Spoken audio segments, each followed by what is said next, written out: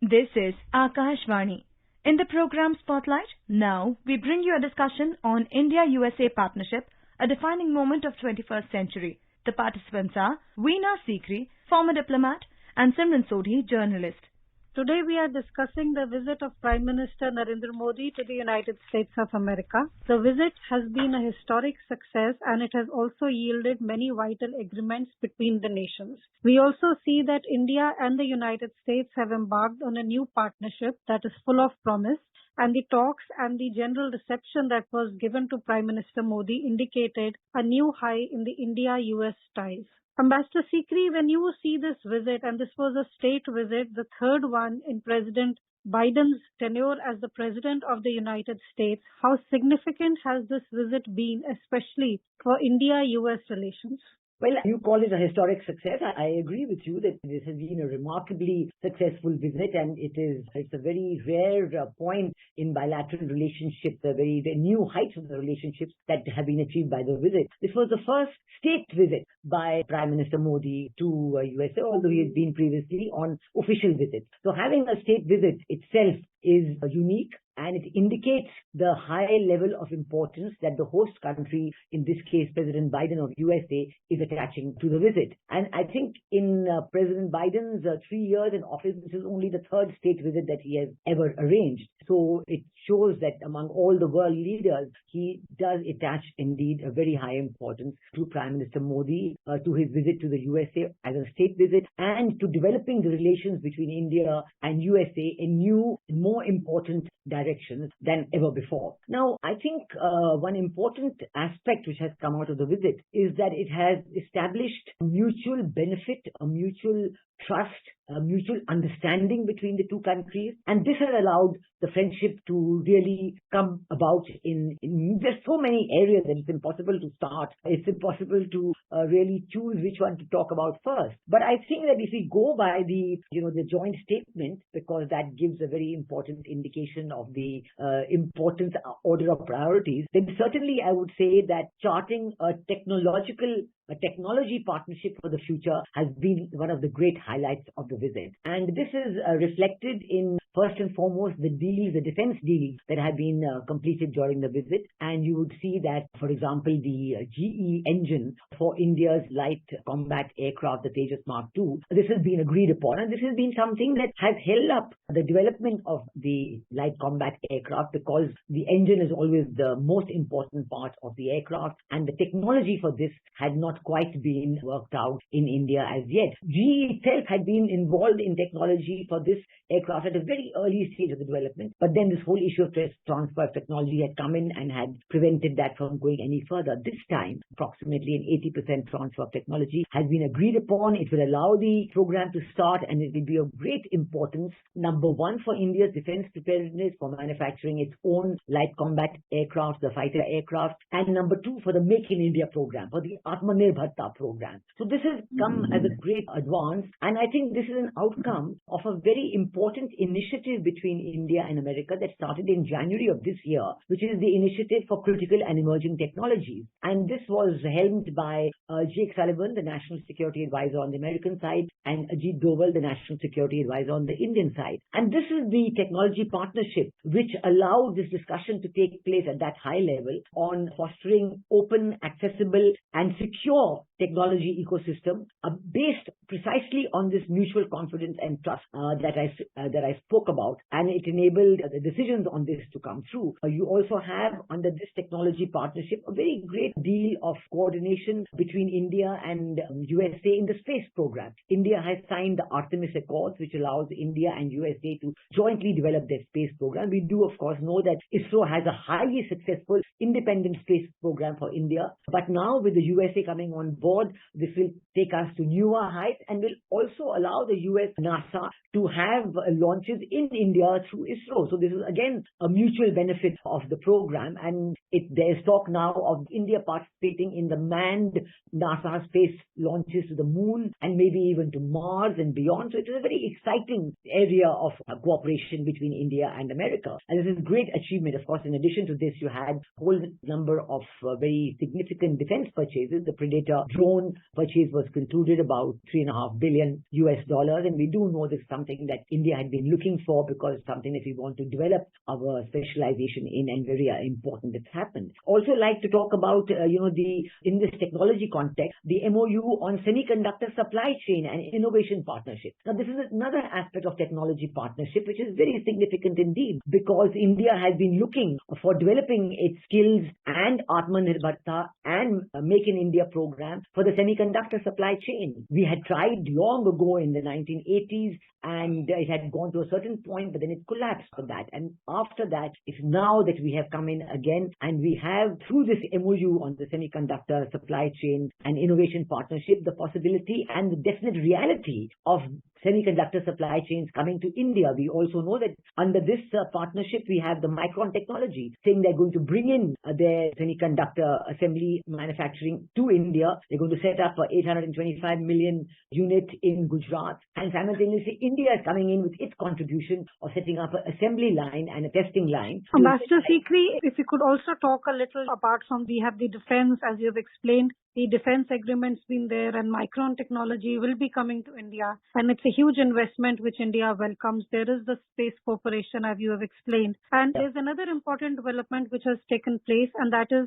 the US announcing a pilot program which will renew the visas domestic. That is, a lot of applicants who will now not have to travel outside the US to get the renewal stamp. And this is going to benefit potentially a lot of H-1B Indian workers who are there on work visa. So this is something which is being welcomed. Also, the announcement that the US will open 2 new consulates in Bengaluru and Ahmedabad, and India is also likely to reopen its consulate in Seattle. I would certainly say that these are very real aspects that you mentioned, which benefit directly, immediately, the people who are involved in it for the H-1B visas, and the opening of new consulates certainly ease the pressure on the issue of visas for Indian students and others who are waiting for a long time to get their visa renewal done. Side by side, I'd also like to mention the strategic trade dialogue that will open between India and USA, because trade is a very important area. Of course, we do know that all the issues I mentioned before about the semiconductor supply chain and the other partnership and the ICT, they also have a strong trade implication. But under trade, I must mention that India and USA have decided to close about 6 very long-standing trade disputes between India and USA, which had become a kind of point of exasperation between the two sides. And at one point, and these were being discussed in the WTO, and America had even talked about trade sanctions on India. But now we have decided to mutually agree to conclude this, start on a new page, have a strategic dialogue, and this indeed will benefit a vast number of Indian exporters, Indian businessmen, Indian entrepreneurs in India and in their trade with the USA. So we can certainly talk about great increase in the trade values between India and the USA. Why I'm mentioning these very specialized areas? Because these areas reflect the level of confidence between India and the USA, the new heights in the cooperation between India and USA that has been achieved through the visit. This is very important to appreciate. For example, the Indo-US Quantum Coordination Mechanism. Again, these are going to be partnerships between private sector, government, research institutions, academia. And so it's going to be very valuable that we're going to have all these institutions coming together to work on these matters. Now, I think that the important issue that I would like to particularly stress, beyond all that is there in the joint statement, is the fact that Prime Minister's address to the joint houses of Congress. This was a very special occasion. It was the second opportunity for our Prime Minister to address the joint houses of Congress. The first time was in 2016, 7 years ago, and the second time today. It is very rare for the first Indian Prime Minister to have the opportunity to address the US Houses of Congress twice. But worldwide, our Prime Minister is one among very, very small group of people who have addressed the joint houses of Congress. And I'm particularly selecting this because I think that his address to the joint houses of Congress, the warm, rapturous welcome it received, standing ovation on several occasions, including Kevin McCarthy himself coming for autographs to our Prime Minister afterwards, it emphasizes the bipartisan approach that the American political parties have, bipartisan commitment of American parties, of the American political system to developing the relationship with India. We do know that the Democrats and the Republicans have huge areas of differences among themselves, and they are at each other's throats in terms of the internal political scenario in the USA. But on the relationship with India, they have shown a remarkable bipartisan commitment to carrying the relationship to new heights, and certainly our Prime Minister's address to the joint houses of Congress was a reflection of this. One small little point that our Prime Minister said, that 7 years ago, when he addressed the Joint Houses of Congress in 2016, India was the 10th largest economy in the world. Today, in 2023, India is the 5th largest economy in the world, and by 2030, India is expected to be the 3rd largest economy in the world. I think this is a very important indicator of the role that India is going to play in the world, and the acceptance by the American government of this role, and the geopolitical significance of this role that one can see. So this is a very, very important aspect. Ambassador Sikri, taking on the geopolitical role that you have just pointed out that India today has in the world, and the acceptance of this role by the United States also. We also see that Ukraine has been one factor where there have been differences between India and the United States.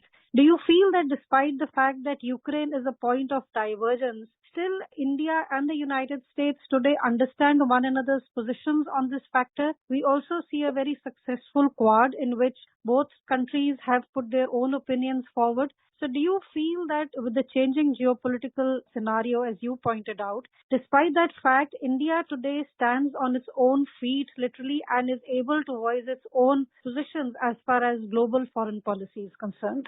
Important point about India's position on the Ukraine-Russia conflict has been that India has maintained its position of strategic autonomy in foreign policy and has explained it very well, and has explained it at all levels that India is on the side of peace. We don't want this conflict to continue. We want all the UN Charter commitments and responsibilities adhered to. We want the path to be one of dialogue and diplomacy, and we certainly want the war and all cessation of hostilities should happen. Dialogue and diplomacy should start and the war should end. So I think this point has been very well appreciated and understood. And it's a matter of the mutual respect that I spoke about in the beginning, that the mutual respect means that you don't have to have 100% agreement on all positions. You respect each other's position and you understand it. You can certainly discuss it, and I'm sure they have discussed it, and there's a mention of concern about the situation in Ukraine in the joint statement, and that we have been able to convince each other and we're moving ahead on that basis. So I think that even in the Wall Street Journal interview that our Prime Minister gave, he's spoken about this, that this is not a question of neutrality or anything else. It is a question of a commitment to peace. And we want diplomacy and dialogue to succeed. And we hope it will. And India's role in doing so is, in fact, becoming stronger and stronger. And so I think that the overall aspects have been very great. I'd like to also highlight another aspect which comes in very well and strongly is the role of the Indian diaspora, and how we have seen that not only our Prime Minister spoke to the Indian diaspora, that was his last commitment in Washington, D.C. before he left Washington, D.C. for Egypt, but he emphasized all along, we saw the strong presence of the Indian diaspora in the state banquet that was hosted by President Biden for our Prime Minister, and how the Indian diaspora has done remarkably well in every area, whether it is in representation in the U.S. Houses of Congress, whether it is representation at the captaincy of the largest companies in America, presence in the field of arts and entertainment, presence in every field of endeavor. The Indian diaspora has done very well, and they are now a very strong bridge, a catalyst for further strengthening the relationship between India and the USA, and that came out very well during our Prime Minister's address. We will continue our discussions on the India-US relationship in the coming days as we discuss Prime Minister Modi's milestone visit to the US. With these comments, we bring today's discussion to an end. Thank you. Thank you. You are listening to a discussion on India-USA partnership, a defining moment of 21st century. The participants were Veena Sikri, former diplomat, and Simran Sodhi, journalist. This program was produced and presented by the News Services Division of Akashvani. You can listen to it on our mobile app, News on AIR. This program is also available on our YouTube channel, News on AIR Official. You may share your feedback about this program through email at airnsctalks@gmail.com or WhatsApp on 9289094044.